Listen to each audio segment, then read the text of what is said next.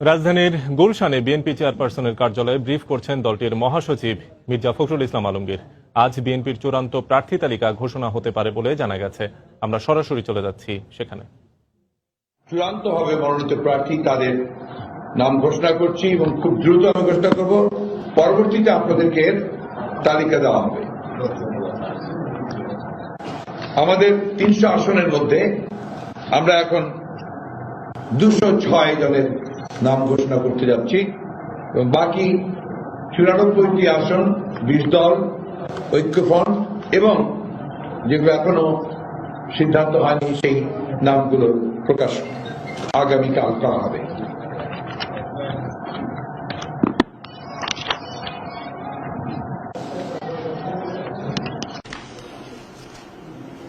ময়মনসিংহ বিভাগ জামালপুর 2 এই সুলতান মাহমুদ বাবু, জামালপুর 3 মুস্তাফিজুর রহমান বাবুল, জামালপুর 4 ফরিদুল কবির তালুকদার শামীম,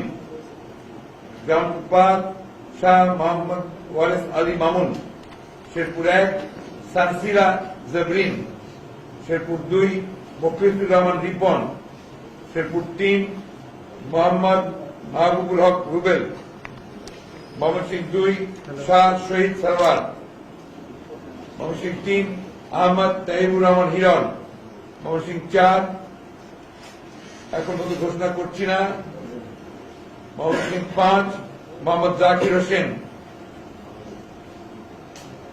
ময়মনসিংহ 6 শামসুদ্দিন আহমেদ,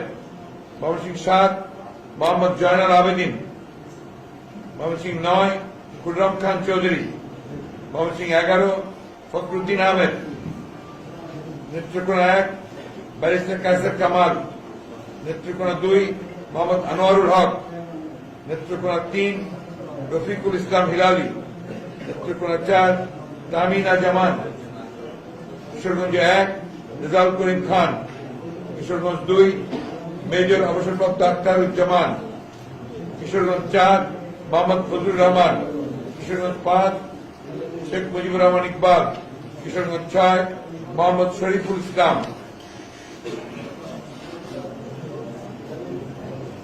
টাঙ্গাইল 1 শহীদুল ইসলাম, টাঙ্গাইল 2 সুলতান সালাউদ্দিন টুকু, টাঙ্গাইল 5 মাহমুদুল হাসান, টাঙ্গাইল 6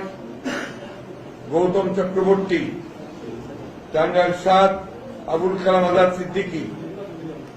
মানিকগঞ্জ 1 এস এ জিন্না কবির, মানিকগঞ্জ 2 মাইনুল ইসলাম খান, 3 এখন ঘোষণা করছি না।